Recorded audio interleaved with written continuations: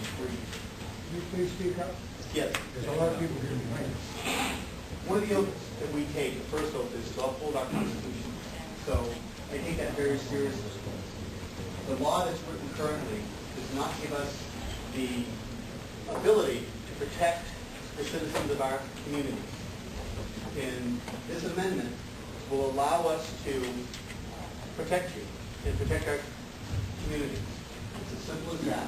It's not denying anybody but criminals and terrorists the right, and they then have a hearing before the court, an appellate process.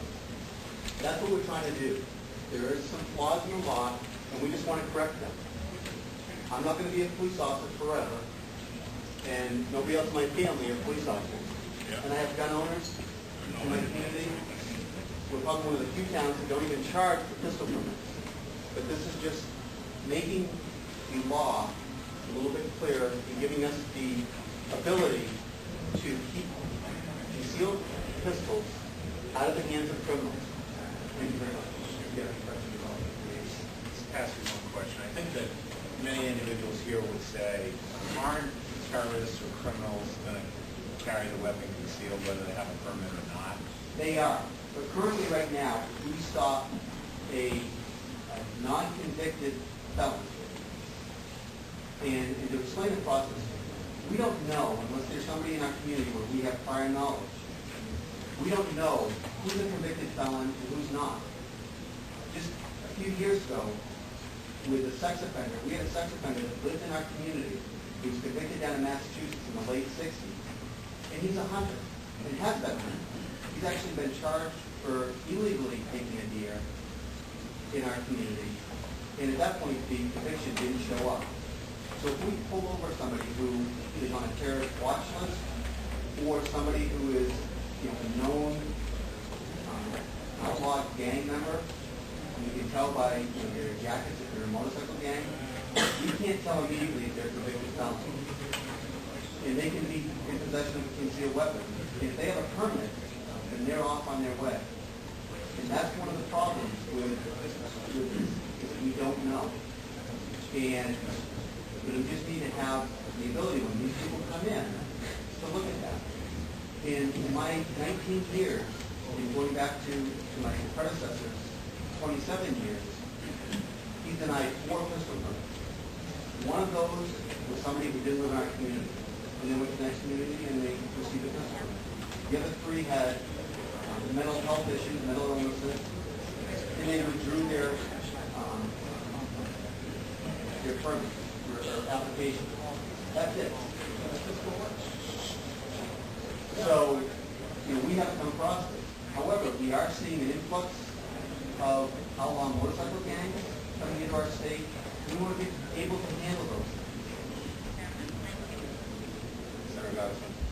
Chief, thank you for coming in. I know this is a difficult piece of legislation, but I'm not sure if you're aware, but we have heard and you have seen the outpouring in opposition. But one of the things that has been mentioned is that the official gets to reasonably determine who a terrorist is. And I've asked some of the people who have called me about this issue. And first of all, there's no definition. We have a difficult enough time figuring out who the terrorists are in the Mideast. And we're going to now decide who the terrorists are who are amongst us, right? And if you have some baseline to look to as to determine who comes into you and who you can determine as a terrorist when you meet them face to face? No, I don't. I think that it's an individual process, and I think we have to look at that.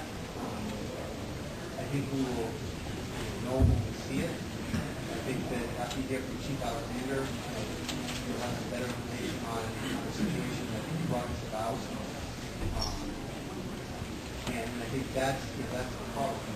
I've heard the same arguments you are, and I appreciate everybody coming here because this is how we protect our constitutional rights, by having that opposition. And I've heard that it's a slippery slope. One step to make people's guns work. It's not. It's not at all. And Chief, the second part of the bill which is as troublesome to me, is taking away the responsibility, the civil responsibility for denial.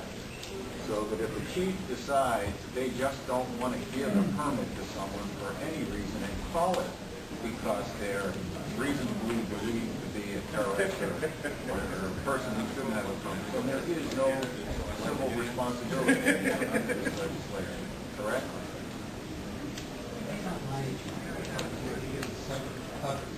Well, they say that unless there's gross negligence or malice, but that raises the standard, does it not, of responsibility? I don't see it that way. I think if we're negligent in our decision, or if we're malice in our decision, if we don't have the evidence there, I think our judges will make a determination that it's just not there. And that we have a police chief that they're just categorically denying these, or a board of selectmen, or some other official that's denying these. I think that's going to be very obvious. They're going to see what the process is. It's not going to be a situation that has brought us here. It's going to be a very clear thing that if this person doesn't want guns, doesn't want anybody carrying guns. Thank you, Chief. I appreciate that. Senator Reynolds. Thank you, Mr. Chair. Thank you, Chief, for coming, and I can see from the testimony that you are very sincere and are trying to accomplish something good here, but I have to say that I have heard from so many of my constituents in District 2. We have a lot of gun owners in our district, and I guess my question just sort of dovetail on what Senator Gottesman has just said, is that I know that in my district we've had major concerns and litigation about that one chief of police who may have a personal issue with some applicant, and I think the concern is that you got so much discretion with the official deciding that the concern is that all of a sudden we're going to be in court about this. And I guess I just wanted to express that to you. I understand the intent of what you're trying to do here, but the way it's worded right now, aren't you afraid that some of our towns is going to be that one official is going to say to the perfectly